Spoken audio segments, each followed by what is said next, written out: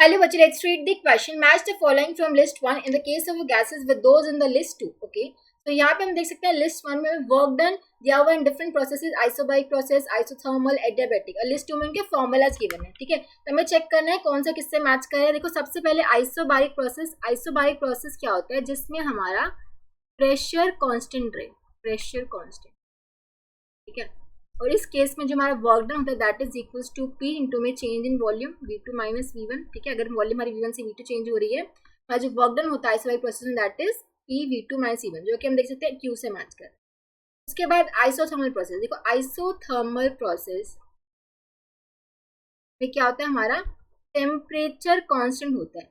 तो एक constant temperature, मान लो हमारी गैस एक्सपेंड हो रही है from volume V1 to volume V2, तो हमारा जो वर्क डन होता है this process that would be equal to, ये हमारा होता है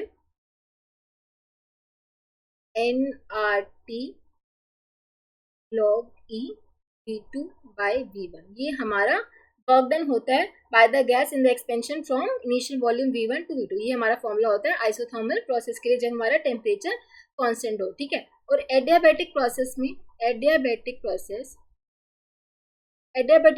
हमें पता है एडियाबैटिक प्रोसेस क्या होता है, जिसमें हमारा जो ना तो हीट हमारी एब्जॉर्ब होती है ना ही रिलीज होती है बाय द सिस्टम. ठीक है, हमारा net change in the heat क्या होता है, हमारा जीरो होता है. राइट, तो उस केस में जो हमारा वर्क डन होता है, वर्क डन एडियाबैटिक प्रोसेस के लिए आपने इक्वेशन पढ़ी होगी, PV gamma equals to constant होता है. राइट, तो इस केस में जो हम वर्क डन निकालते हैं, work done in the adiabatic, अगर एक्सपेंशन हो रहा है from volume V1 to V2, तो उस केस में जो हमारा वर्क डन आता है that is equals to 1/1 minus gamma P2 V2 minus P1 V1. ठीक है, अगर आपको इसको उसमें कन्वर्ट करना हो कि T1 T2 की टर्म्स में, क्योंकि टेम्परेचर T1 से T2 हो रहा है, तो यहाँ से हम P2 V2 को हम लिख सकते हैं nRT2 और P1 V1 को लिख सकते हैं nRT1.